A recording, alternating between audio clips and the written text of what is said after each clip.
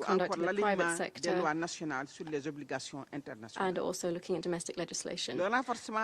Strengthening the UN database on companies in the settlements and technical and financial support to Palestinian companies, including for the reconstruction of Gaza, were also strongly promoted. In terms of accountability and reparations, both were highlighted. Cooperation with the International Criminal Court and the International Court of Justice, activation of universal jurisdiction, supporting the work of the Human Rights Council and the Independent Commission of Inquiry under the auspices of the United Nations. Several proponents also recommended the Convention on Crimes Against Humanity. In terms of monitoring, one of the main proposals made was resolving in the 12 months after the conference the voluntary reports describing the measures taken to implement international measures and to implement the results of the conference. Excellencies, ladies and gentlemen, the restitution exercise is never easy, particularly in such a short time. Therefore, we would like to thank all of the parties that contributed to this process, which was inclusive and exhaustive in nature. The proposals that we received reflect a broadly shared understanding of the erosion of international law in the occupied Palestinian territory, and the fact that this is a legal failure, but also a moral and political one. It also reaffirmed a principle-based position, which is that of the primacy of law over might. This proposal is the only path towards lasting peace through a two-state solution anchored in international law, respecting the rights of the people of Palestine to self-determination and guaranteeing the right of both Palestinian and Israeli people. Thank you. أشكر معالي وزيرة خارجية السنغال. I thank the Foreign Minister of Senegal. I now invite the Deputy Foreign Minister of the Republic of Turkey, the co-chair of Working Group 7, to deliver the remarks of Working Group 6. Esteemed Ministers of Co-chairing and participating states, Excellencies, dear colleagues, I would like to thank France and Saudi Arabia for co-chairing the conference and all stakeholders, including civil society organizations, for their valuable contributions to the work of Working Group 6. I would like to thank our Irish colleagues for their excellent cooperation and the hard work they put into our efforts to co-chair our working group. I wish also to take this opportunity to welcome the announcement of France to recognize the State of Palestine. We sincerely hope that many others will follow suit soon. Before sharing with you the priorities and recommendations that came out of the submissions in our working group, allow me to share with you some general observations regarding our deliberations. Firstly, we have seen the strong desire among the stakeholders to contribute to ending the decades-long suffering of the Palestinian people. Contributions received highlighted the areas where concrete action is needed to realize this vision. There were submissions rightfully proposing programs to help build capacity in the Palestinian Authority. Yet, empowering the State of Palestine calls for addressing the urgent question of how to end the Israeli occupation. Therefore, the root cause is still there. During our deliberations, it was a recurring view that the continued occupation is the main obstacle on the way to Palestinian statehood. While the annexation of Palestinian territories by Israel is looming, as called for by the Israeli parliament on July 23rd, our tools should be proportionally strong and effective. Some stakeholders made submissions proposing the establishment of mechanisms to enforce international law and international humanitarian law.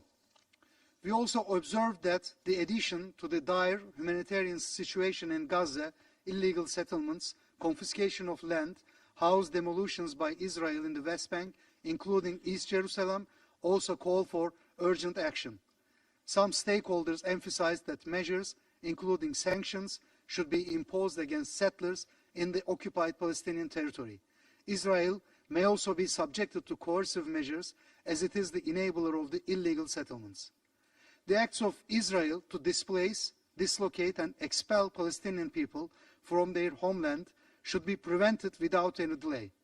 We cannot envisage the state of Palestine without the Palestinian nation. The core priorities that came out of the submissions can be listed as follows. First, implementation of the two-state solution.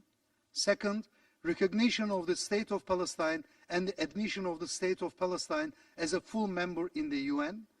Third, humanitarian and reconstruction efforts in Gaza. Fourth, institutional development. Fifth, halting settlement expansion and forced displacement. 6, accountability and the rule of law. 7, civil society engagement. 8, security guarantees for both people. The submissions send a clear message. The international community must act urgently and decisively to preserve the two-state vision, to uphold legal and humanitarian principles, and to move beyond expressions concerned to activating mechanisms of accountability. Thank you.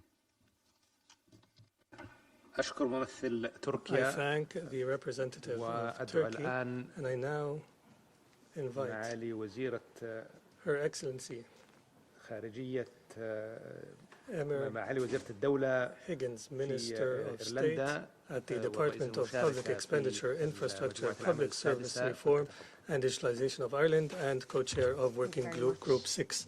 Excellencies, delegates, distinguished guests, I would like to begin at the outset by thanking France and Saudi Arabia for all of their work to date, and to all of the co-chairs and their teams for all of their work, including our own team in Ireland. I'd also like to thank Minister Yilmaz and express my appreciation to Turkey for their excellent cooperation. I'm delighted that former President of Ireland, Mary Robinson, is here with us today, and I thank her for her decades of dedication to the protection of human rights. This conference, delegates, is an opportunity. It's an opportunity to bring a renewed sense of urgency and to demonstrate a spirit of shared responsibility for seeking a political situation to this absolutely devastating conflict. The humanitarian situation in Gaza has reached new depths of despair and new depths of misery. Mass starvation is now spreading right across the population, and that is an affront to our collective humanity. We need to see an immediate ceasefire, we need to see an immediate release of hostages, and we need to see massive humanitarian aid into Gaza at scale. As co-chairs of Working Group 6, Ireland and Turkey engaged broadly with member states and stakeholders. Our working group was on the preservation of the two-state solution. We deeply appreciate the significant number of concrete and of action-orientated submissions, and there was strong agreement around the respect for international law, including international humanitarian law, and clear support for accountability mechanisms, including the International Criminal Court. Submissions reference the advisory opinion of the International Court of Justice and its clear finding that the Israeli occupation of the occupied Palestinian territory is unlawful. Member states and stakeholders affirmed the two-state solution as the only pathway to a just and a lasting peace, and that is in accordance with international law and UN resolutions. The importance of recognition of the State of Palestine and its admission as a full UN member state was a recurring theme, and I commend France and President Macron for leadership on this. We also recall the importance of recognition of Israel by states who have not yet to do so, and of integration of Israel and Palestine in the region. Contributions stress there should be no forced displacement of Palestinians from Gaza, and there was strong consensus on the need to address illegal settlements in West Bank, including East Jerusalem, and strong condemnation of any attempts at annexation. There must be accountability for violent settlers and for those who support and for those who facilitate them. There must also be accountability for Hamas, who have brought only suffering to Israelis and Palestinians. A key issue is support for the Palestinian Authority, governing a unified Palestine state. support for the PA's reform agenda and sustainable financing, including the release of revenues by Israel. We acknowledge the Arab and OIC reconstruction plan as the basis for work on the rebuilding of Gaza and the necessary arrangements for governance, for security and for economic development. Submissions stressed that the essential and life-saving role and the mandate of UNRWA must be protected. As a country with experience of overcoming conflict, Ireland recognises the important role of both civil society and in particular of women in laying the groundwork for peace. We must create the conditions and the space for voices from different perspectives to be heard in safety and in respect. We must now seize this opportunity to end the devastating cycles of violence and make good on our commitments to implement once and for all the two-state solution in the interests of both Israelis and Palestinians. Thank you.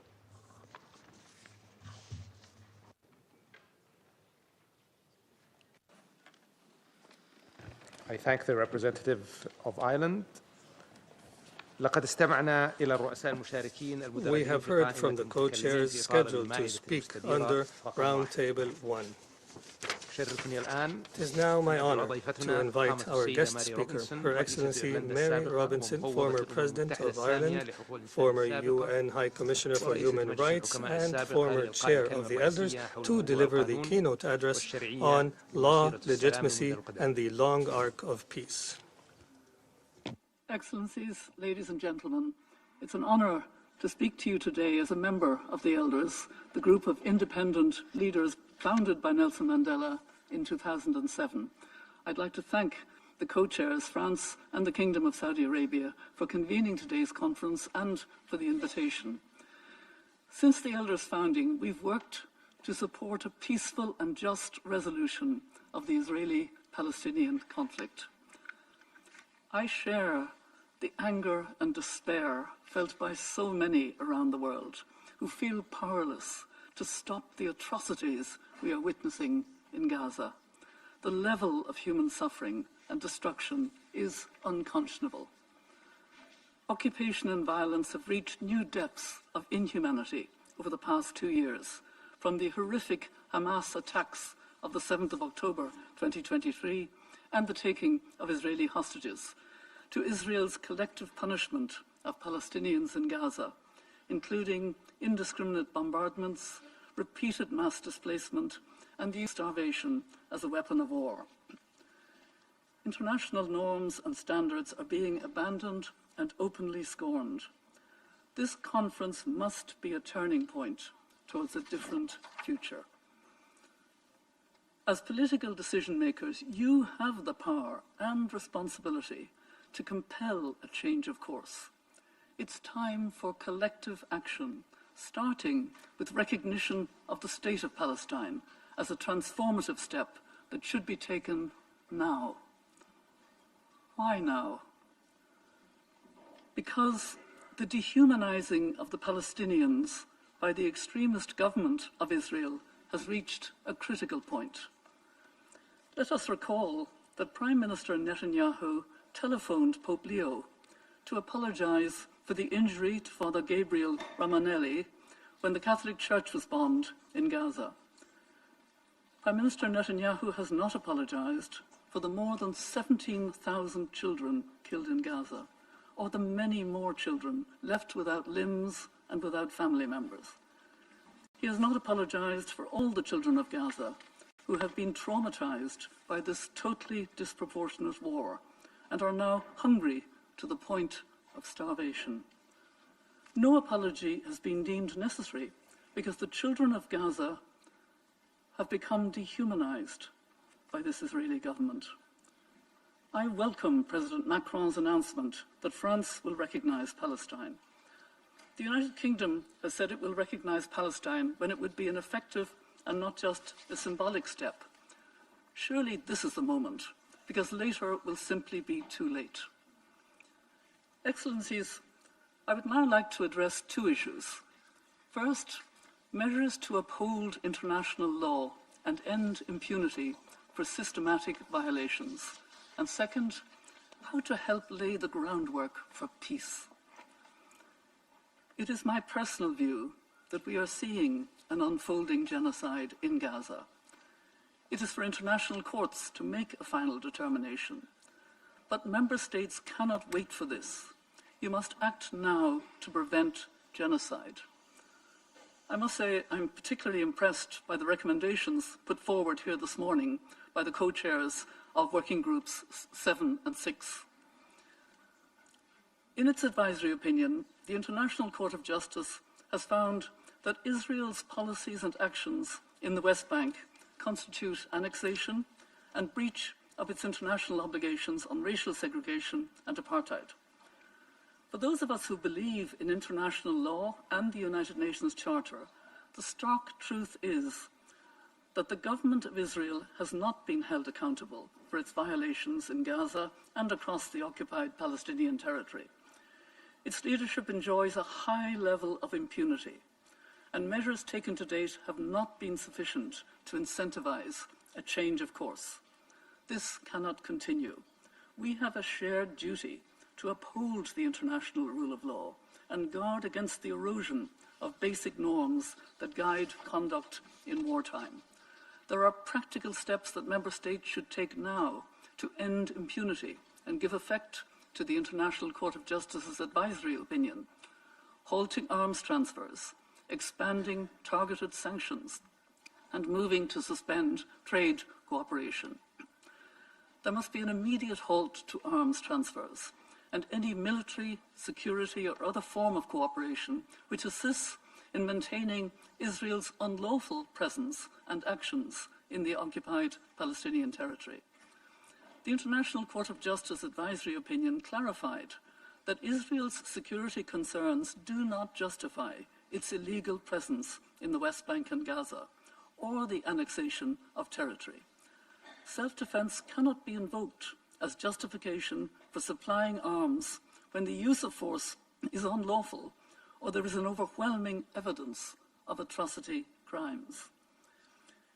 Ensuring the security of Israelis is central to finding a lasting solution, but this cannot be achieved when arms are used to perpetuate an unlawful occupation and atrocity crimes are fueling grievances on a colossal scale. Of course, there must also be accountability for systematic violations of international law by Hamas and other Palestinian armed groups, including the continued holding of Israeli hostages. It is right that member states have strengthened sanctions against Hamas in response to its atrocity crimes against Israeli civilians. The right of the Palestinian people to resist an unlawful occupation can never justify targeting civilians in Israel. Member states should also act collectively to expand targeted sanctions against the Israeli leaders responsible for systematic violations of international law in Gaza and the West Bank. I commend the governments of Australia, Canada, New Zealand, Norway, and the United Kingdom for imposing targeted sanctions in response to the dangerous rhetoric of some Israeli ministers. To achieve greater impact, governments must work together to build on this and put in place a robust set of targeted sanctions.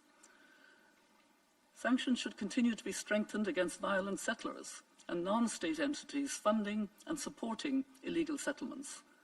But let us be clear, it is the government of Israel that is driving settlement creation and expansion. This is not a recent initiative of a few extremist ministers. It is an enterprise that has been advanced by successive Israeli governments over many decades in clear violation of international law. Member States should expand sanctions and other measures in response to the announcement of new settlements, such as the recent revival of the E1 settlement plan, which would sever the West Bank in two. It's also high time for Member States to cease any assistance to or trade with illegal settlements. I particularly welcome the recent decision of my own country, Ireland, to advance legislation on this. I urge other states to follow suit. All existing and future trade cooperation with Israel should be reviewed with a view to suspension. Maintaining preferential trade access in such a context cannot be justified. It is deeply disappointing that European Union members have still taken no collective concrete action in response to Israel's persistent violations of Article 2 of the EU-Israel Association Agreement. Excellencies, measures to end Israel's impunity, including the ICC arrest warrants, which should be enforced, are not anti-Semitic. They are a necessary response to actions of the government of Israel, which are opposed by many sections of Israeli society. The elders stand in solidarity with the growing number of Israelis who both want the hostages to be released by Hamas and the humanitarian crisis and war in Gaza to end.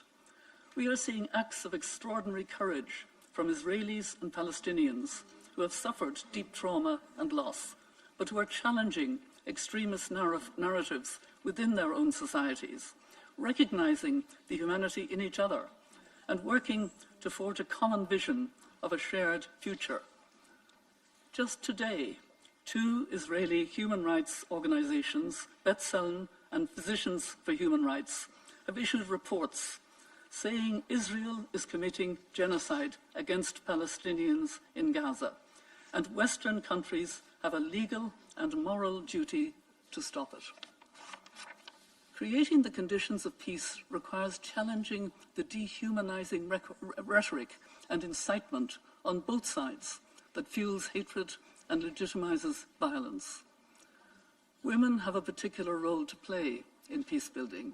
In Northern Ireland, they came out of their housing estates and reached across the divide. Women are likewise at the forefront of many of the peace efforts in Israel and Palestine, leading civil society initiatives and creating partnerships for peace. At the political level, the Arab OIC plan for Gaza's reconstruction and recovery offers a pathway that can pave the way for a fully sovereign, unified Palestinian state, with an end to occupation and all forms of violence against civilians as part of a sustainable 2-state solution. Articulating this path in a way that engages both Israelis and Palestinians on the viability of an alternative, secure and hopeful future is essential. The arc of peace is indeed long in this region, but with collective action to apply international law, it bends towards justice. Thank you.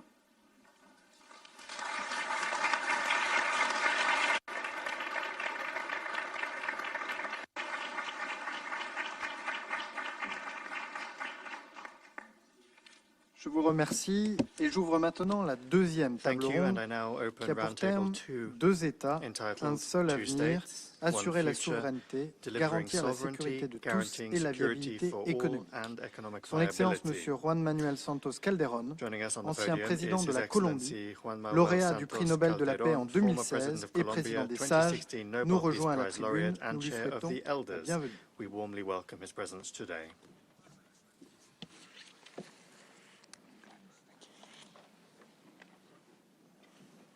Nous entendrons d'abord les interventions des coprésidentes et coprésidents des groupes de travail thématiques 1, 4 et 2.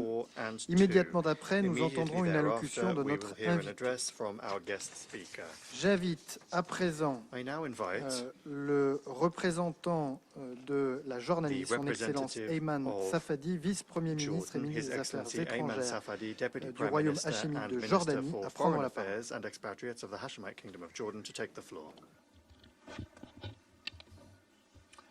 Thank you so much, Excellencies, dear friends. Allow me to start by thanking our co-chairs, His Highness Prince Faisal and His Excellency John Noel Barrot, for their leadership and for their commitment and for their relentless effort to bring us together today in what is clearly an extremely important event to express our commitment to lasting and comprehensive peace in the region. I will express Jordan's position in my intervention at the panel, but now I'll just summarize the outcome of our working group, which I had the honor of co-chairing with my dear friend, the Foreign Minister of Spain. And basically, I think what the group showed that we are all committed to a just, lasting and comprehensive peace on the basis of the 2-state solution. We're all committed to the 2-state solution as the only path going forward, and that now is the time to act, because if we do not, realities on the ground are rendering that solution inviable as every day goes by. We, I think, agreed that recognizing the Palestinian state is a must, and to those who argue that this should be the outcome of negotiation, where are the negotiations? There is no negotiation. The Palestinians are ready to negotiate today. We do not have an Israeli partner to negotiate. So if they're not willing to sit at the table and negotiate a two-state solution, which the whole world agrees is the path forward, then they cannot veto us from doing what we all believe in and recognize the Palestinian state as a statement of commitment to that solution. I think majority in the group, and I thank everybody who participated in it, also expressed the importance of recognizing Palestine as a full member of our United Nations so that we can move forward. And I think it was clear among all of us that we've got to act to stop Israeli unilateral actions that undermine the two-state solution, including settlements, land confiscation, encroachments on the holy sites, and attempts to change the demographic composition of the West Bank and Gaza. That is also something that I think resonated among all of us in the group. So to sum up, I think what we all agreed on is that we've got to act and act quickly in accordance with our conviction that the two-state solution is the only path forward, and we've got to recognize Palestinian state, and we've got to take action, practical action to move in that direction.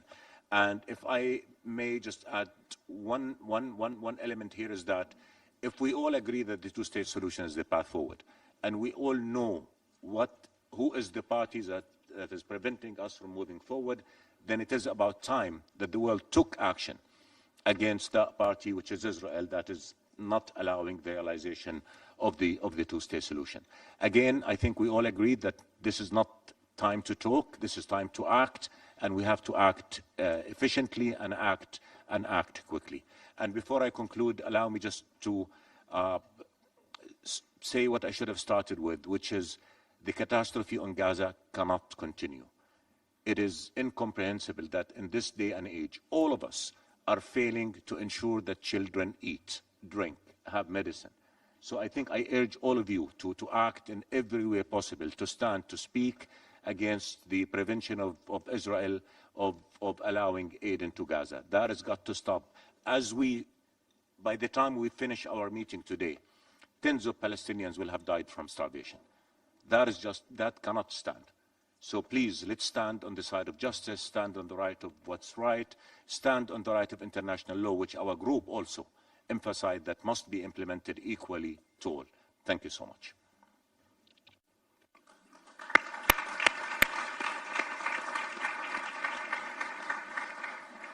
Je remercie son Excellence Ayman Safadi et j'invite à présent le représentant de l'Espagne, son Excellence José Manuel Alvarez, ministre des Affaires étrangères de l'Union européenne et de la coopération de l'Espagne, coprésident du groupe de travail numéro 1, à prendre la parole. Thank you very much. I commend Franz Faisal and Jean-Noël Varro for the work that they are doing, and of course my good friend Ayman Safadi that has co-chaired this group. I will continue in Spanish. Hoy seguimos avanzando en lo que es la única senda posible hacia la paz en la región para que no vuelva a repetirse un ciclo de violencia como el que estamos viviendo actualmente, que es el peor del conflicto más antiguo que tienen las Naciones Unidas sobre la mesa. Quiero recordar que la primera misión de paz de la historia de esta organización fue precisamente en Palestina, y aquí seguimos en una situación más grave que nunca. En estos momentos tenemos decenas de miles de muertos, más de 100.000 heridos, y tenemos que trabajar para la implementación de los dos estados, que es la única forma de trabajar por la paz definitiva en Oriente Medio. El grupo de trabajo que he copresidido por el ministro Safadi ha dejado claro que no cabe volver a la situación de status quo anterior al 7 de octubre. Tenemos que concretar la solución de los dos estados. Esa es la única vía posible y el objetivo de esta conferencia. Al mismo tiempo hay un amplio acuerdo en que hay que avanzar para asentar la estatalidad de Palestina, comenzando por el reconocimiento del Estado de Palestina, como han hecho ya 149 149 UN member states have already done, and also to work for its admission as a fully fledged member of this organization. It is also essential that the full normalization of relations of everyone with Israel and its full integration into the region be reaffirmed. The conclusions of the group also recall that the Palestinian Authority is the only legitimate actor to ensure the future governance of the Gaza Strip. The Palestinian Authority is our partner for peace, and we have to lay the groundwork for a realistic, viable Palestinian state with Gaza and the West Bank under a single national Palestinian Authority with territorial contiguity connected through a land corridor with access to the sea and a port in Gaza and with its capital in East Jerusalem. And in the face of the unbearable humanitarian catastrophe generated by Israel's military offensive, which has been going on for 20 months now, we clearly demand the mass unhindered entry of humanitarian assistance, its distribution in accordance with humanitarian principles and via key humanitarian actors, first and foremost the United Nations and its agencies, and in particular UNRWA. And lastly, we recognize the need to comply with international law and international humanitarian law, with resolutions of the United Nations Security Council, with the advisory opinion of the International Court of Justice of the 19th of July 2024, and we cannot accept unilateral decisions that obstruct the viability of this two-state solution. We cannot accept settler violence, we cannot accept forced displacement, successive waves of forced displacement, and if there is a violation of the legal framework that we ourselves have voted for, and which is binding upon all of us and also on Israel, then the relevant responsibility should be pursued. Thank you very much.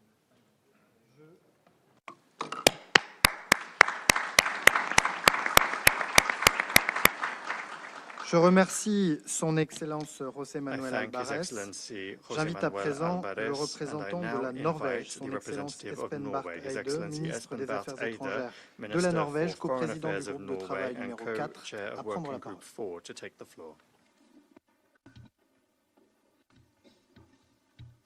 Thank you, dear Jean-Noël Barrot. Thank you also, His Highness Prince Faisal Al Farhan, for bringing us together here and for convening this important roundtable.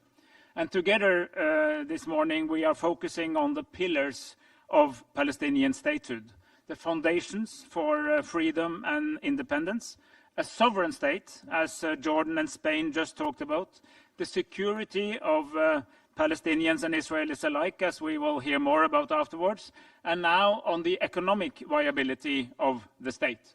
Working Group 4, which Norway has had the pleasure of leading together with our good friends from Japan, and thank you for the excellent cooperation, has been working on this theme. But all these issues, friends, are interlinked. Right now, and as laid out by Prime Minister Mustafa, there is an acute economic crisis in Palestine, threatening the very foundations of the state, the fabric of life, with the running of schools and hospitals and all public services, frankly, everything that has been built over the last 30 years. We need to stop this bleeding. Stop Israel from holding back clearance revenue transfers. Stop access and movement restrictions. Stop the expansion of settlement activities, which are confiscating land, hindering agricultural activity, and hindering trade and economic progress. While we should not bail out Israel, donors must stand by Palestine through direct support of the government in this critical situation. This is one of our group's strong recommendations. Therefore, I announce today an additional budget support of approximately $20 million US, and I call on others to do the same. But what is causing this economic crisis is not only the ongoing military activity. It is structural. It is political. With UN membership for the State of Palestine being blocked, the Palestine government does not have the same toolbox as other governments. The working group therefore supports the full integration of Palestine into the international monetary and financial system, the unification of Palestinian territory, under a single governance structure is also highlighted by the group, as it would have immediate positive economic implications. And of course, the working group is clear that economic initiatives or incentives can only complement, not replace, the political process. There is no such thing as an isolated economic peace. It has to be part of a broader solution. Our discussions has drawn on earlier outcomes of the AHLC meetings, the Ad Hoc Liaison Committee, which, by the way, has been ad hoc for 31 or 32 years, and the Global Alliance for the Implementation of the Two-State Solution, and we will continue our work in both. During the upcoming UNGA High-Level Week in September, Norway will call again for a ministerial HALC meeting at ministerial level, and there will be an opportunity to elaborate more on this issue. And before I end, Chair, I would like to associate myself completely with the point just made by my good friend Ayman Safadi, the Foreign Minister of Jordan, that a key message from this conference has to be that absent any real negotiations, we cannot allow the continuation of the Israeli veto. It's like a reverse walkover. If you don't turn up to the match, if you don't turn up to the negotiation, nothing happens. That cannot continue. Israel, of course, is a sovereign nation with right of full responsibility of its recognized territory, but it cannot have a veto over the lands that it illegally occupies. Here, the international community, the world, has a voice, and we must stand together to use that voice to make a clear statement with both all the political implications and all the practical detail that that entails. And thank you for the attention.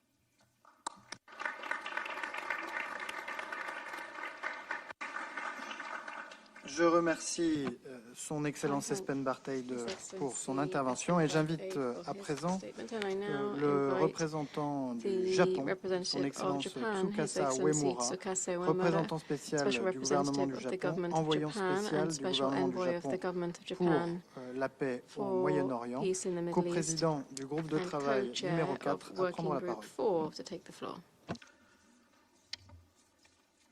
Thank you. Thank you very much. First, we'd like to express our sincere gratitude to France and Saudi Arabia for leading this high-level conference. And also, we appreciate many meaningful contributions made by all member states and international organizations. As for our working group, I don't have much to add what His Excellency, the Norway Minister Eide-san, just described. I may touch upon only a few points. Our working group recognizes the importance of reforms led by the Palestinian Authority, and as well as how to strengthen the economic viability, macroeconomics, and fiscal foundations. In doing so, the World Bank and international financial groups will play an indispensable role in achieving fiscal stability in Palestine. Based on this, we have identified 4 key areas for concrete action in the outcome document and have proposed some recommendations for each. For details, the document will be available in, I understand, in the afternoon. Dear colleagues, realizing peace in the Middle East is not only essential for regional stability, but also a matter of international peace and security. Even now, the people of Gaza are facing a severe crisis of hunger and malnutrition. It is essential that the ceasefire be restored as soon as possible. Through this high-level conference, it is vital to reaffirm the need for a two-state solution and to place this issue back at the forefront of the political agenda. Lastly, Japan will remain actively involved in the early recovery and reconstruction of Gaza, drawing our own sad experience in recovering from World War II and numerous natural disasters in the past. We are determined to continue providing tangible and meaningful assistance to the most vulnerable. Thank you. Je remercie son Excellence Tsukasa Uemura et j'invite à présent le représentant de l'Indonésie, son Excellence Armanata Nazir, vice-ministre des Affaires étrangères de l'Indonésie, co-président du groupe de travail numéro 2, à prendre la parole. Thank you, co-chairs. Excellencies, colleagues, I thank France and the Kingdom of Saudi Arabia for convening this meeting. We have invested significant time and efforts in building towards this high-level conference. We therefore must ensure the momentum in realizing the two-state solution is maintained after the conference, including not to veto the full membership of the State of Palestine to the UN, as stated by a number of colleagues earlier. Co-chairs, Excellencies, Indonesia is honored to co-chair with Italy, Working Group 2 on security. Our inclusive and transparent approach in Working Group 2 is anchored in two central objectives. First, to identify security guarantees for Israelis and Palestinians in full respect of the sovereignty of all states. And second, to identify the scope and the task of a stabilization or protection mission deployed under the aegis of the United Nations at the request of the Palestinian Authority and backed by the UN Security Council. We have received 30 submissions from member states, international organizations, and stakeholders. Based on these inputs, Indonesia and Italy have identified 4 main topics. First, establishing credible and equal security guarantees for both parties through cessation of violence and recognition of equal rights to safety is important.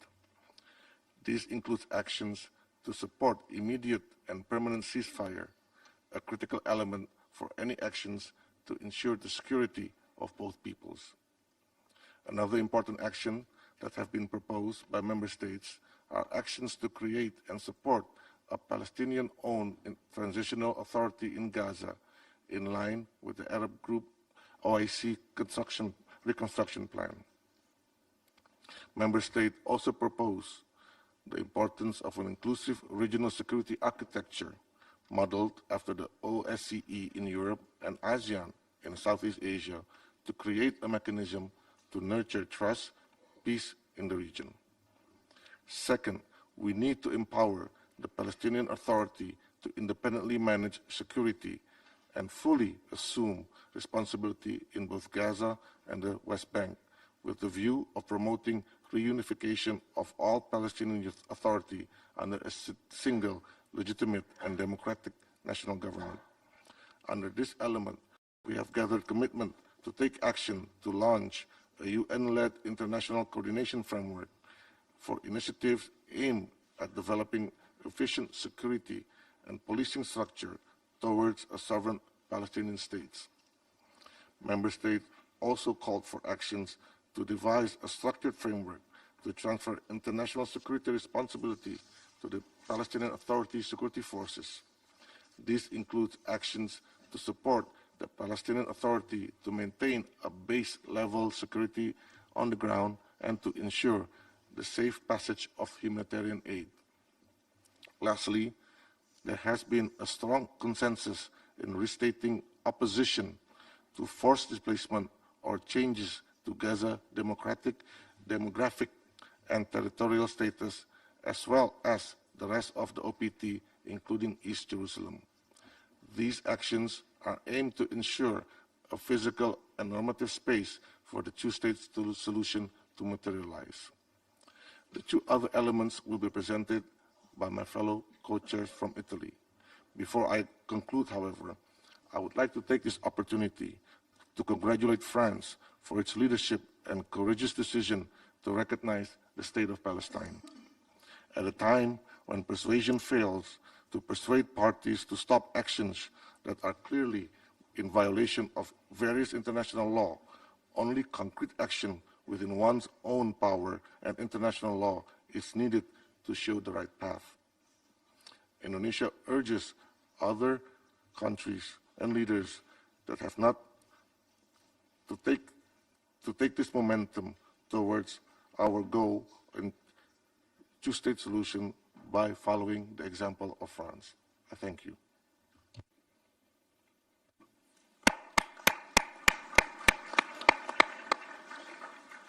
Je remercie son Excellence Armanata Nazir et j'invite la représentante de l'Italie, son Excellence Maria Tripodi, vice-ministre des Affaires étrangères et de la coopération internationale de l'Italie, coprésidente du groupe de travail numéro 2, à prendre la parole.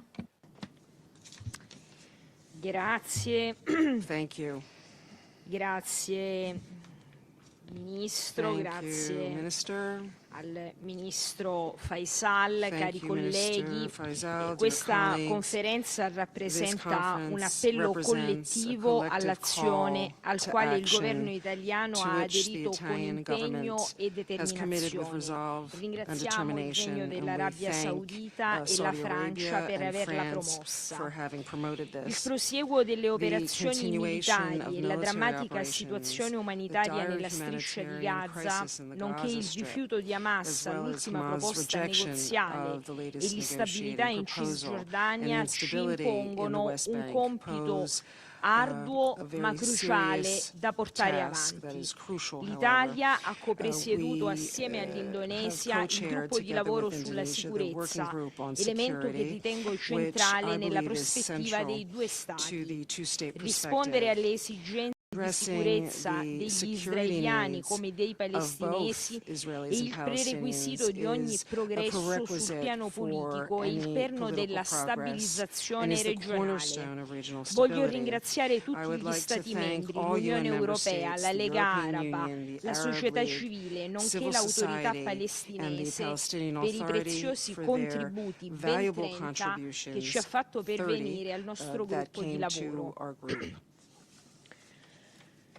Abbiamo subito concordato con gli amici indonesiani un assunto di base: come non ci può essere pace senza sicurezza, non ci può essere sicurezza senza pace. Per questo motivo il terzo argomento che abbiamo deciso di trattare è la costruzione della fiducia tra israeliani e palestinesi, nella consapevolezza che una solida architettura di sicurezza trova fondamento nella politica, nelle intese e nei negoziati e non solo sugli assetti militari. Un obiettivo ambizioso ma non irrealizzabile, come ha dimostrato l'efficace dispiegamento della missione civile europea Yubam Rafah durante il cessate il fuoco. Assicurare tenuta e fattibilità delle azioni concrete poc'anzi illustrate dal Vice Ministro Nasir richiede il coinvolgimento degli attori regionali e della comunità internazionale, con il compito di definire scopo e mandato di una missione di stabilizzazione e protezione sotto egida ONU. Il quarto e ultimo tema affrontato dal gruppo di sicurezza riguarda i meccanismi di protezione internazionale e il ruolo delle Nazioni Unite. Il consenso di entrambe le parti, l'invito dell'autorità palestinese e il fondamento di una risoluzione del Consiglio di sicurezza sono i parametri fondamentali di un'eventuale missione di stabilizzazione a Gaza e il monitoraggio in Cisgiordania. Il lavoro condotto con l'Indonesia e con gli Stati membri del gruppo è stato orientato ad elaborare una strategia per fasi, con l'individuazione di obiettivi di breve, medio e lungo termine, nell'ottica di assicurare flessibilità al lavoro e tenendo sempre conto dei possibili sviluppi sul terreno. Siamo pronti a lavorare con l'Indonesia e con gli altri Stati membri per l'attuazione delle azioni identificate. I nostri obiettivi immediati sono il cessate il fuoco e l'accesso umanitario, il rafforzamento istituzionale della capacità di sicurezza dell'autorità palestinese sono un ulteriore obiettivo di breve termine. L'Italia crede fermamente che la soluzione a due Stati sia il punto d'incontro tra le esigenze di sicurezza di Israele e le legittime aspirazioni del popolo palestinese. Proprio da una striscia di Gaza libera da Hamas e riunificata unificata con la Cisgiordania sotto l'autorità palestinese rafforzata e riformata, potrà prendere avvio un autentico percorso di ricostruzione in linea con quanto proposto dal piano arabo su questo tema. Ricostruzione non solo delle infrastrutture come edifici, scuole e ospedali, ma soprattutto della fiducia reciproca tra israeliani e palestinesi. Voglio quindi concludere ricordando l'importanza di coordinare il sostegno internazionale con l'azione delle società civili, l'unica garanzia per una pace duratura e stabile nel lungo periodo. Vi ringrazio. Thank you.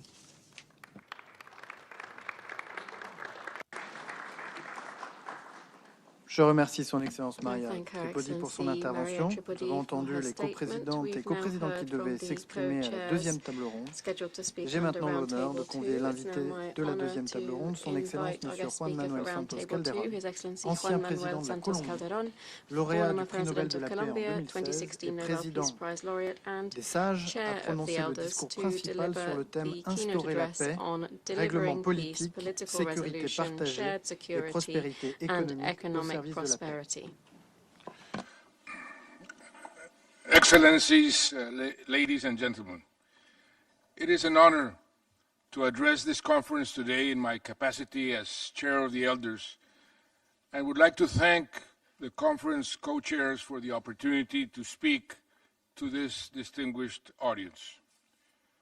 Recognition of the State of Palestine can be a transformative step towards peace at a time when the region is consumed by terrible war. I encourage the remaining UN member states who have not already done so to take this step now. I commend President Macron for announcing that France will recognize Palestine.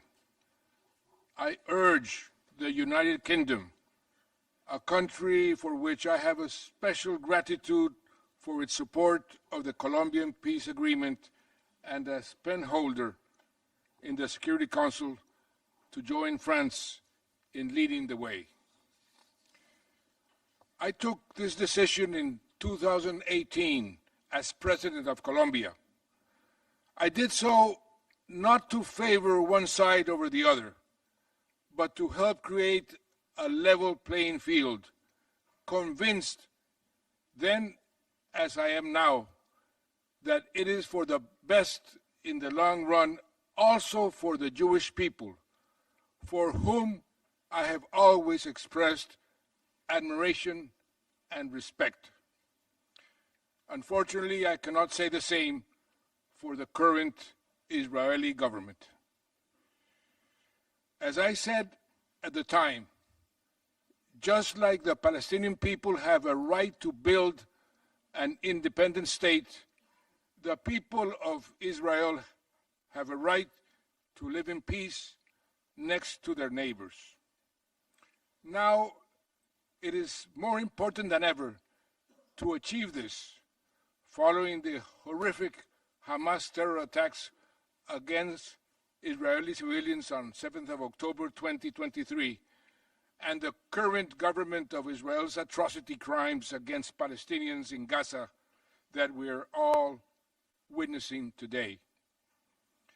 In words and deeds, Prime Minister Netanyahu's government openly expresses its intent to prevent a Palestinian state ever coming into existence. It is pursuing a greater Israel through the destruction of Gaza, an illegal settlement expansion, and annexation of the occupied West Bank and East Jerusalem. At this crucial moment, recognition of the State of Palestine by even more countries would send a clear signal to the Israeli people that this expansionist agenda will never be accepted by the international community, and it does not serve their true interest.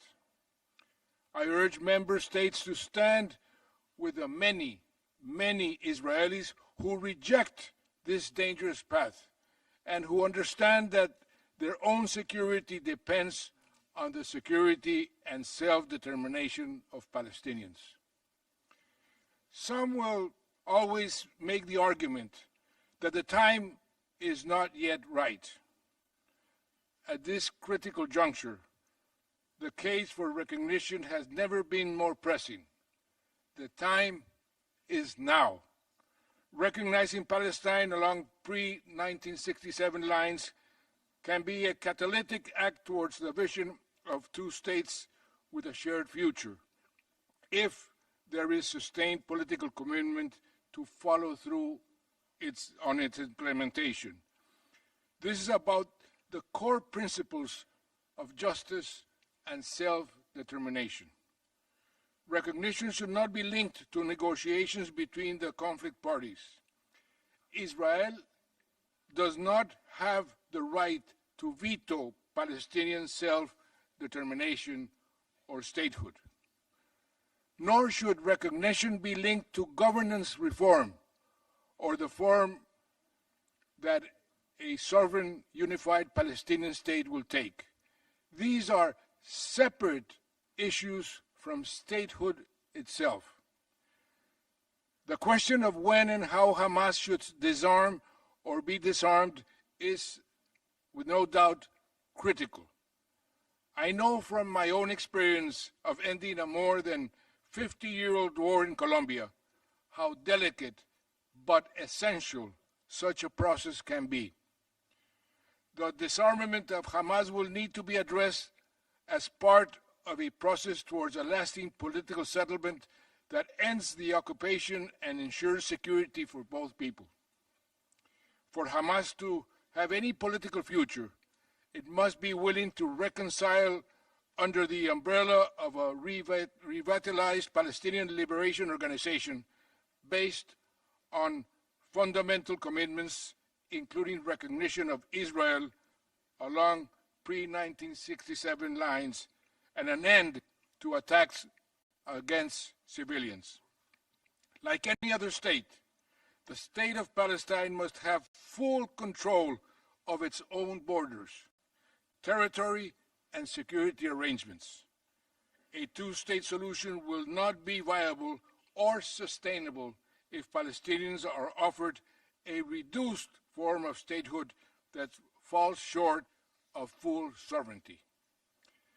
For too long, the security of the occupying power, Israel, has been prioritized over the security of Palestinians. This is obvious from the continuous flow of arms to Israel, while the civilian population of Gaza suffers endless bombardments and a siege that has led to an imminent man-made famine. Distinguished co-chairs and distinguished delegates, I know from my country's own experience of conflict with the FARC and other armed groups that it can seem easier to wage war than to make peace. But such intractable conflicts can never be resolved by military means alone. Today, I urge you all to take a firmer stand against military aggression in Gaza and the West Bank, but also in the wider region. The situation remains extremely fragile following the military strikes against Iran by Israel and the USA, which deliberately derailed progress towards a political solution to the Iran nuclear threat and led to a dangerous escalation. It is vital to preserve space for political dialogues on this issue. European governments should negotiate a delay to the UN sanctions snapback deadline, and Iran should restore the International Atomic Energy Agency access. Any UN Security Council resolution underpinning a new agreement must also provide guarantees to Iran against further strikes. The government of Israel's military action in Syria since the fall of Assad also undermined regional stability. This is not legitimate self-defense. The use of force to assert Israel's domination in the region risks leading to a dangerous endgame. This is relevant to our discussions today because it directly undermines prospects for a two-state solution.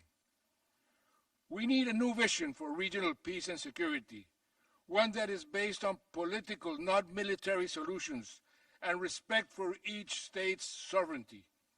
A comprehensive regional framework must be inclusive of Iran as well as the Arab states.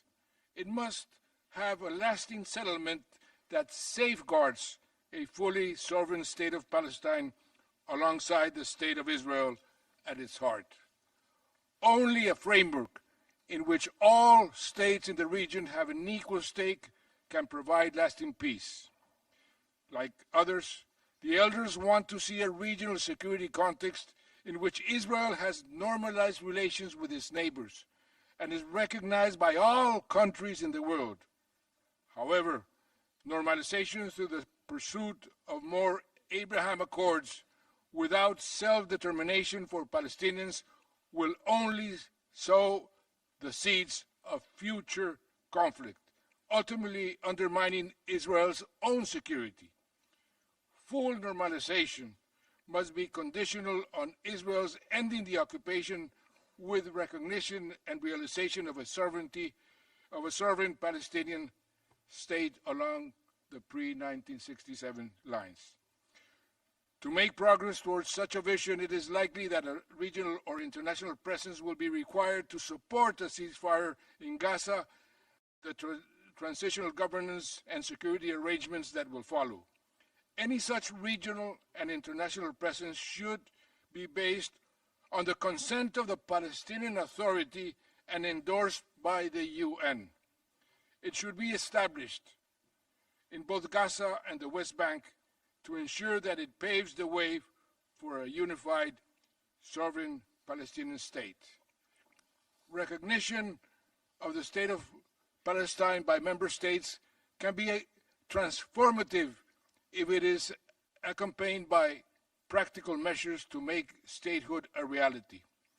This includes support for Palestinian economic sovereignty and prosperity, ending the movement and access restrictions that constrain economic development, and potential for cooperative arrangements between Israel and the future state of Palestine to address shared challenges such as public health, water resources, and the climate crisis. Excellencies, I would like to conclude by recalling Nelson Mandela's words nearly 30 years ago when I went to give him the chair of the 9th UNCTAD conference, when he told me that without peace, Colombia will never take off. His words inspired me to commit to delivering peace in my country and in the world, and still inspire me today. That is the reason I am here. This conference offers a tangible opportunity to catalyze progress towards political resolution by recognizing Palestine and developing a new vision for shared security and sustainable economic prosperity for Palestinians, Israelis, and the wider region. I urge you all to seize this moment. Thank you.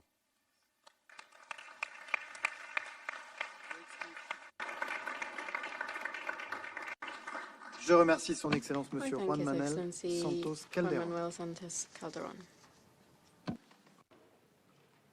Merci. أعلن انعقاد المائدة المستديرة الثالثة بعنوان من المقاضي إلى التجديد إعادة بناء الحياة والوفاء بوعد الاستقلال وبناء مستقبل من السلام والأمن والرخاء المشترك. وينضم إلينا على المنصة صاحب السمو His Highness Prince Zaid Ra'ad Al Hussein, former United Nations ونرحب ترحيبا حارا Commissioner for Human Rights, and we warmly welcome his presence with us today. We'll first hear interventions by the co-chairs of thematic working groups 5 and and aid. And I now give the floor to His Excellency the Foreign Minister of the Arab Republic of Egypt and the co-chair of Working Group 5. You have the floor, sir. بسم الله الرحمن الرحيم.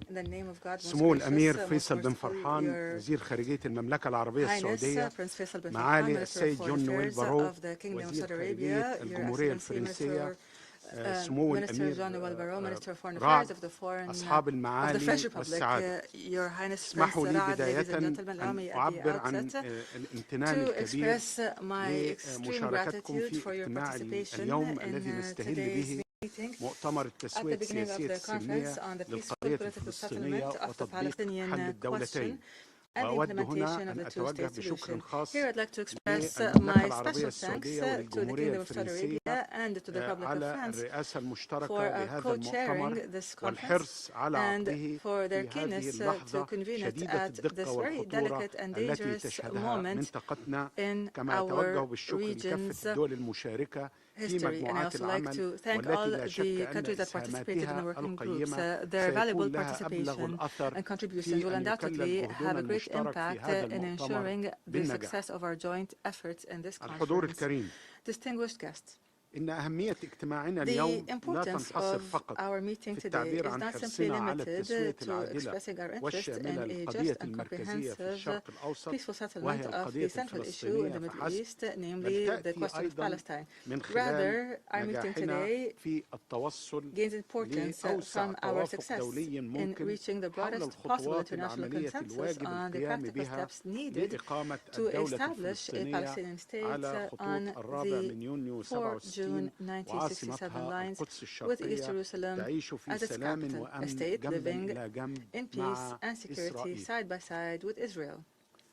ومن هذا المنطلق فقد حرصت مصر من خلال مشاركتها في رئاسة مجموعة العمل الخامسة مع المملكة المتحدة على استيعاب كافة المساهمات الواردة لها وصياغتها بأقصى قدر من التوازن بين كافة الرؤى، وأيضا طرح رؤيتها فيما يتعلق بالوضع الإنساني الكارثي في الأراضي المحتلة سواء في الضفة الغربية أو في قطاع غزة، وهي الرؤية التي نقدر أنها حازت على قبول ودعم أغلبية الدول المشاركة في أعمال مجموعة العمل الإنسانية، باعتبار أنها أحد الركائز الأساسية لأي تحرك عملي يهدف لتوفير الظروف الموضوعية الضرورية لإقامة الدولة الفلسطينية، والتي عمادها دعم صمود الشعب الفلسطيني على أرضه بظل ما يكفله له القانون الدولي والقانون الدولي الإنساني by international law and international humanitarian law, foremost of which is the protection and enjoyment of basic services, at the forefront of which is the right to life and the right to unfettered humanitarian aid. Therefore, Egypt has intensified its efforts to put an end to the war in Gaza and to put an end to the humanitarian catastrophe that civilians are subjected to by allowing the resumption of humanitarian aid to Gaza, where Egypt is one of the major contributors of this humanitarian aid, and we are working with our brethren in Qatar and friends in the United States to achieve this. Egypt has continued to support the efforts of UNRWA in Gaza and the occupied Palestinian territories and the rest of its areas of operation by maintaining the mandate granted to the agency by the United Nations General Assembly or its work throughout the occupied Palestinian territories. Egypt reaffirms its intention to cooperate with international partners and to organize a conference for the reconstruction of the Gaza Strip as soon as a ceasefire agreement is reached. This aims to implement the Arab-Islamic plan for early recovery and reconstruction. The implementation of this plan would contribute to ending the humanitarian crisis that the people of Gaza are experiencing quickly and effectively after more than 20 months of brutal aggression. Egypt provides security training programs to the Palestinian Authority's forces so that they would be able to enforce the law in the Gaza Strip and the West Bank in a manner in cooperation with Jordan. This training would contribute to the creation of an environment that would allow for the establishment of a contiguous, and here we welcome the announcement by French President Macron, a courageous announcement of France's recognition of the state of Palestine in September, and we call upon all international parties to do the same. Let us together save the two-state solution by recognizing the Palestinian state and by not giving the veto to one party here. In closing, we'd like to express our sincere gratitude to the co-chairs of the conference and to the United Kingdom for the excellent coordination with Egypt in presiding over the working group on humanitarian action and reconstruction. And we thank all the countries and organizations that have contributed effectively to this effort through their valuable proposals. We wish this conference success, and we hope that together we will succeed in putting an end to this humanitarian disaster that has not been witnessed since World War II.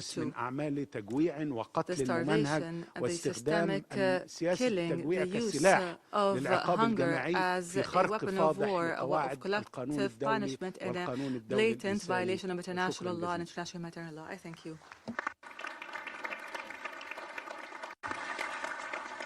أشكر معالي وزير خارجية جمهورية مصر العربية على مداخلته، والآن أعطي الكلمة لمعالي نائب وزير الخارجية البريطاني لشؤون الشرق الأوسط وشمال أفريقيا. Thank you, Your Highness.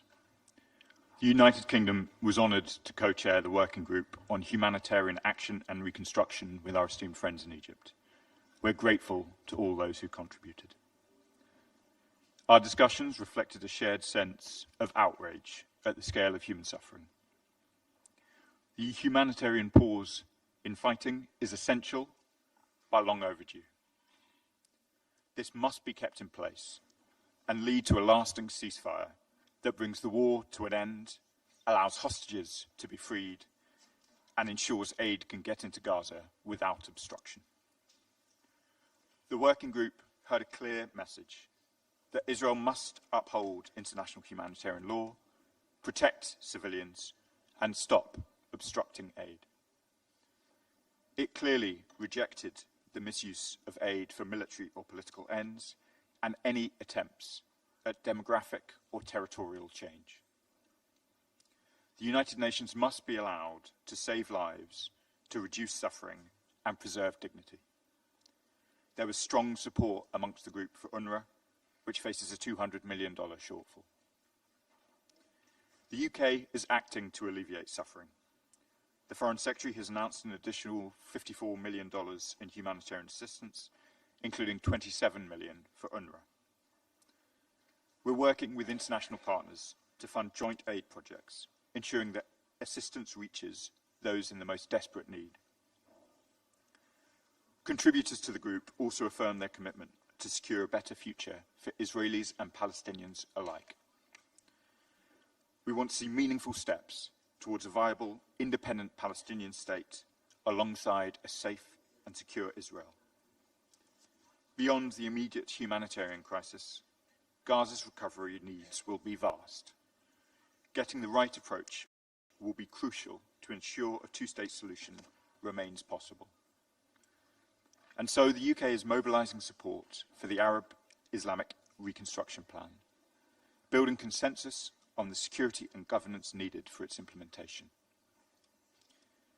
Many in the working group echoed our view, and that of President Abbas, that Hamas must be removed from governance, disarmed, and renounce violence. We are committed to inclusive governance in Gaza, led by Palestinians, and we will expand technical assistance to the Palestinian Authority to support recovery and reconstruction.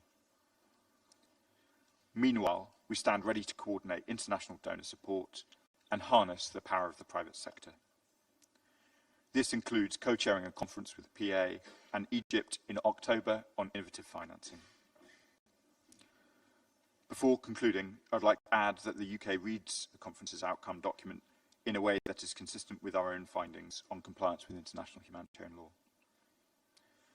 As we look to the future, this is the moment for us to unite around an alternative plan for Gaza and take urgent and tangible steps towards a two-state solution. Thank you. I thank His Excellency, the representative of the United Kingdom. أعطي الكلمة الآن لممثلة الاتحاد الأوروبي. I give the floor now to the representative of the European Union, the European Commissioner for the Mediterranean and the co-chair of Work Group 8.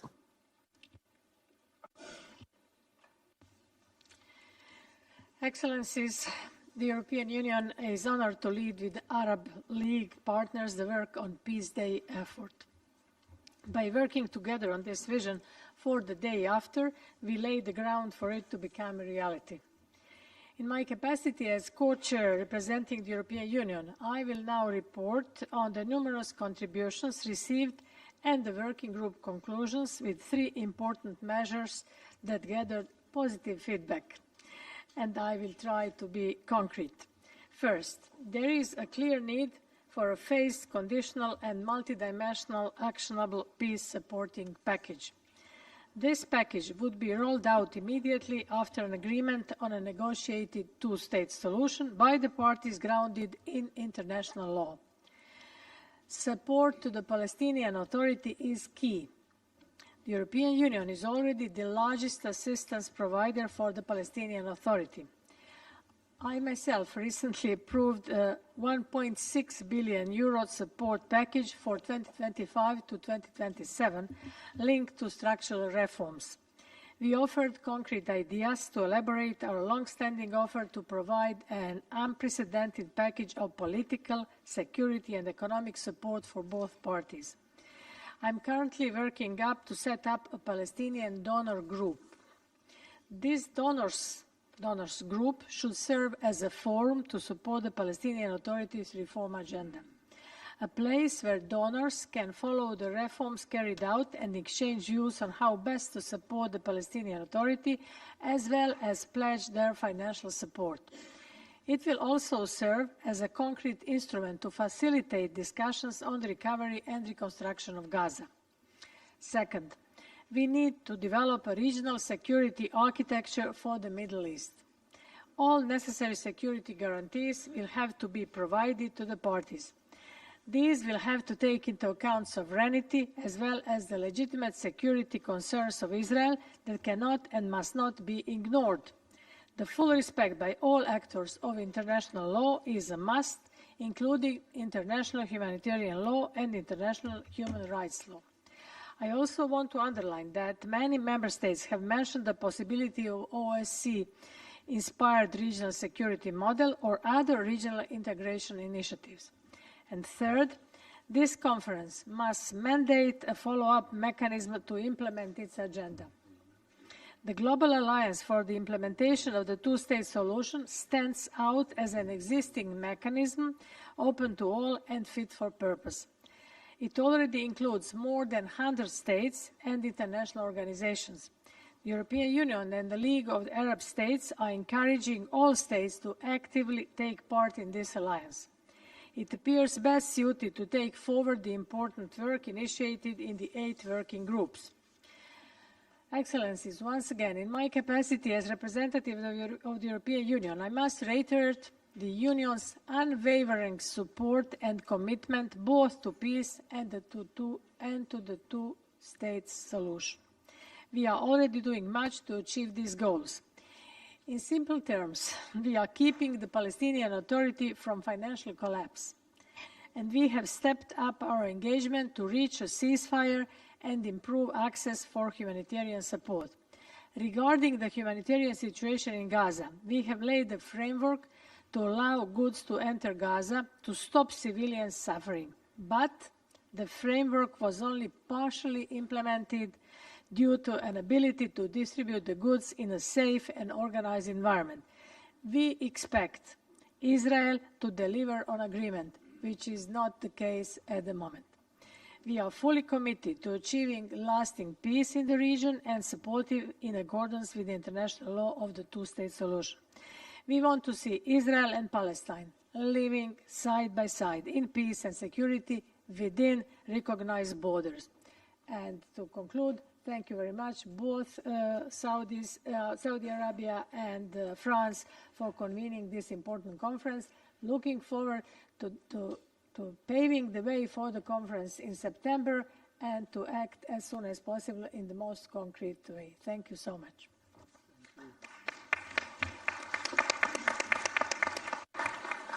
I thank the representative of the European Union. I give the floor now to the Secretary General of the League of Arab States, Mr. Ahmed Abul Ghait. Thank you. Thank you, Prince Faisal bin Farhan.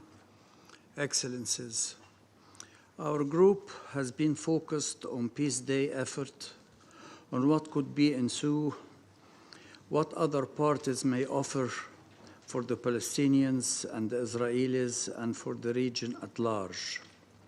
Should a two-state solution be implemented and an independent, sovereign, and viable Palestinian state see the light of day? We received contributions from states, organizations, and civil society that attested to the fact that envisioning peace, just and comprehensive peace, is a possibility. A different regional reality is not a dream or an indulgence in delusional optimism. The major takeaway from the contributions we received is that a different future for the Middle East, one that is based on justice, respect, and tolerance, is possible and desirable. Another obvious conclusion is that such future will never materialize so long as the occupation and the apartheid system persist in Gaza and the West Bank. A new Middle East will never emerge from the suffering of the Palestinians, nor from the starvation, deportation, and the total suppression of the legitimate rights and aspirations of a people who are, like all other peoples, worthy of self-determination in the state of their own. Over the last months, the Palestinians have been subjected to the crime of our time, a genocide, something the world has not seen in this century. The flame that started in Gaza moved to set fire in the whole region in a matter of weeks. Regional war reared its ugly head, and the security situation deteriorated. A full-blown regional confrontation erupted with the dire consequences for the Middle East and the whole world at large. The lesson can be more obvious.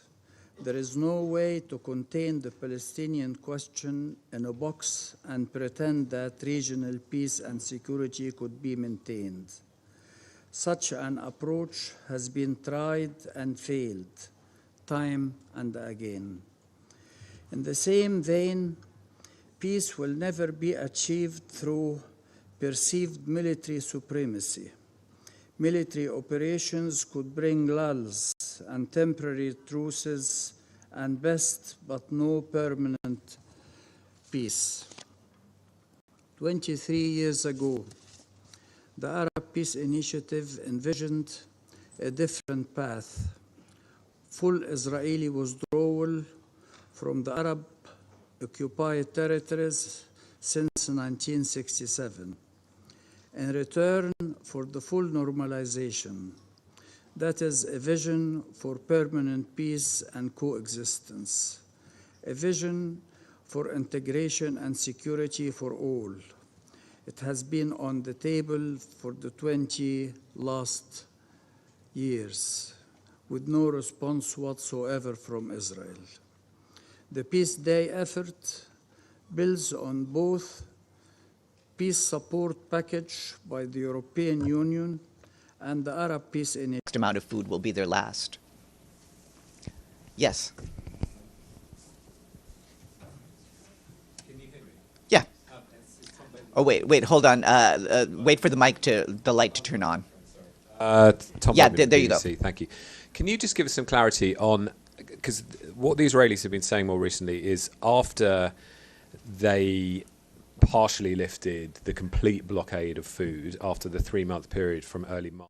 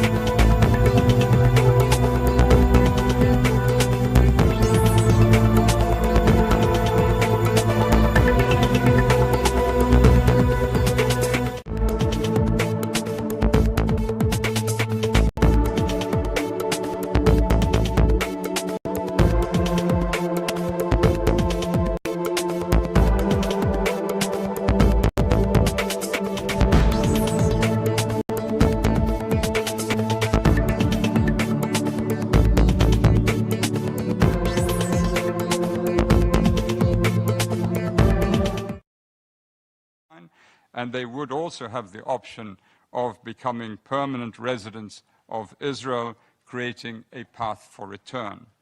Israeli Arabs would remain Israeli citizens and would be guaranteed full equality. Over time, there will be freedom of movement for all throughout and across both states. Jerusalem would be given special status, and there will be some confederal institutions, including a human rights court, as an appellate body. A mechanism will need to be devised to bind the two states together, possibly through a cleverly designed, regionally anchored security arrangement to prevent unilateral abrogation. As a first urgent transitional step, a reconstruction and rehabilitation mission should be established with an international mandate and based on a regional partnership. To succeed, this mission must prioritize restoring political and economic links between the Gaza Strip and the West Bank, which Israel and the PLO have recognized to constitute a single territorial unit. Finally, Israel's approach of achieving security through domination and fragmentation of Palestinian life by imposing a stranglehold on Palestinian territory, institutions, and leadership, and by the undermining of UNRWA over the years, has hitherto produced only a notion of security for Israel. It has deepened Palestinian dispossession, inflicted great harm and degraded the Palestinian civilian population, and threatened regional stability. Years of these measures and the expensive fortified fences and sensor arrays around Gaza did not prevent the atrocious attacks of the 7th of October. The lesson for Israel is not to double down on fortification, separation, and militarization. After all, there will always be new ways to inflict harm on Israeli citizens in the absence of a just peace. What has worked has been mutuality, a sense of equality in status and obligation and cooperation. This is why Israel's peace treaties with Egypt and Jordan have been so durable. They were not born out of dominance, but respect for sovereign equality and territorial inviolability. It is on these foundations that this vision of meaningful and durable renewal, this vision of two states, one homeland, was conceived, not in abstraction, but grounded in law, shaped by pragmatism, and sustained by a shared attachment to the land that both Israelis and Palestinians call home. I thank you for your attention.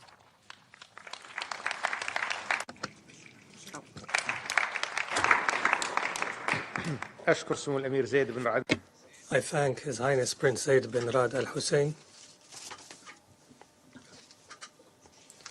And I will now hand over the meeting to my co-chair. Et leurs précieux travaux. We thank the working groups for their precious work that we can harness collectively and individually for peace and security for all in the region. This collective mobilization is just at its outset, and I hope that I can count on your determination to pursue your efforts for a more stable, safer, better integrated and more prosperous Middle East. Know that you can count on the full commitment of France here. This ministerial session, I hope, will allow us to amplify our efforts around these commitments at the level of heads of state and government on the margins of the 80th UN General Assembly in September this year. What better witnessing of faithfulness to the principle of the Charter of the UN, the right of the peoples to dispose to self-determination, to meet today in New York for law, justice, fraternity, and peace.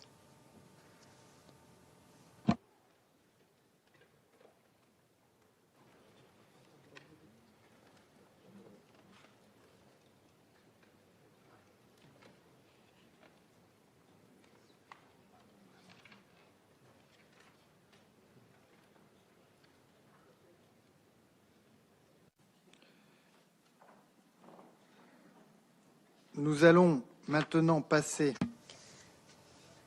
We'll now proceed to the last part of our meeting, that is to hear the perspective of the United Nations Relief and Works Agency for Palestine Refugees in the Near East, and I give the floor to their representative.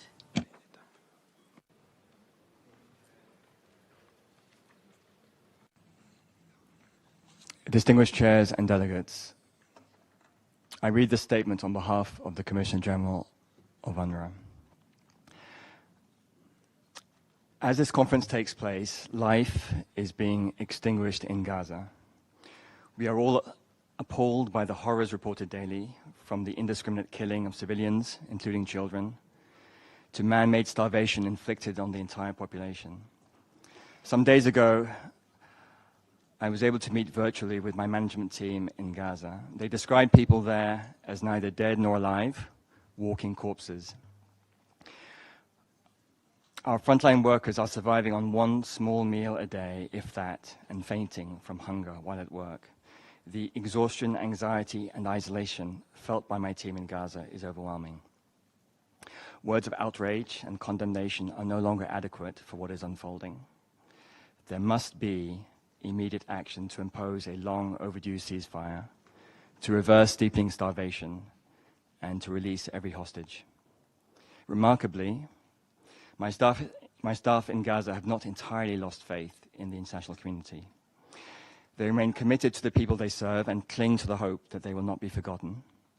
My colleagues urged me to explain to you why the agency they proudly work for is vital to the survival and future of Palestinians and of Gaza. Once a ceasefire is in place, a massive scale-up of humanitarian assistance can be enabled by UNRWA's large workforce, our unparalleled distribution networks, and our deep reserves of community trust. These unique capacities are also indispensable for gradually bringing hundreds of thousands of traumatized children back to learning and providing psychosocial support, both crucial to avoid despair and future extremism. Distinguished chairs, the situation across the occupied Palestinian territory has deteriorated alarmingly. Compounding the decimation of Gaza, the annexation of the occupied West Bank is now a declared political objective, as is the dismantling of UNRWA. In the West Bank, we are already witnessing the human cost of efforts to end UNRWA's operations. School closures in occupied East Jerusalem have deprived 800 Palestinian children of access to education, with no alternative provided. Our schools and healthcare facilities provide vital public services that cannot yet be easily substituted by the Palestinian Authority.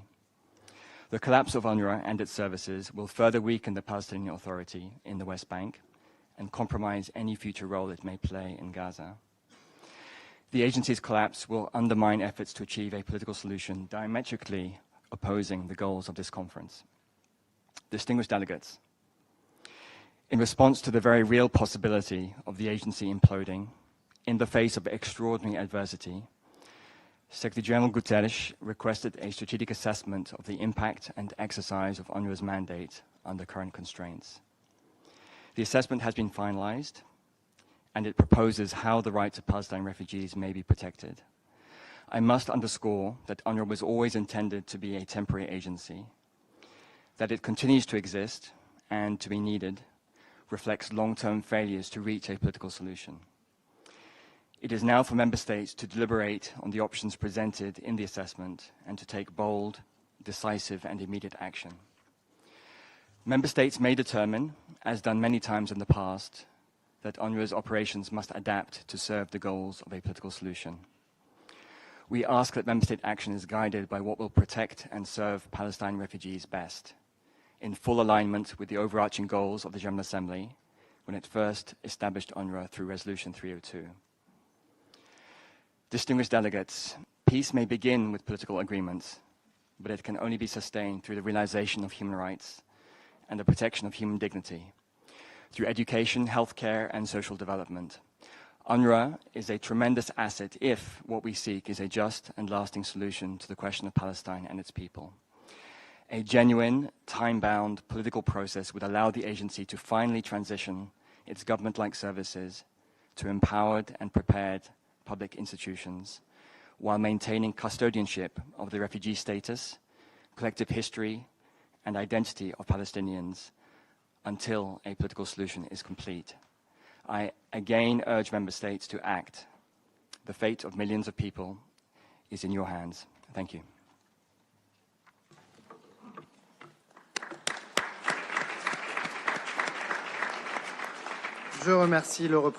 I thank the representative of the United Nations Relief and Works Agency for Palestine Refugees in the Near East. I thank my co-chair for his moderation of this section, and I would like to deliver some closing remarks. In conclusion of this session, I would like to express my thanks and gratitude to all participating delegations for their active participation. Our deliberations today have reflected the joint political will to advance towards a two-state solution and achieving the aspirations of the Palestinian people. I would also like to mention that tomorrow a number of memoranda of understanding will be signed to build the capacities of Palestinian parties, including cooperation with the Palestinians to develop school curricula and cooperation in the area of digital capacity building and IT. We will also sign an important memorandum with the Social Solidarity Ministry to further implement training programs for capacity building. We emphasize that we must maintain this momentum and develop a clear follow-up mechanism. In conclusion, the Kingdom of Saudi Arabia thanks you all, and we wish that this conference will be translated into concrete measures. And we remind delegations that we will resume the first plenary session of this conference at 3 p.m. today in the General Assembly Hall.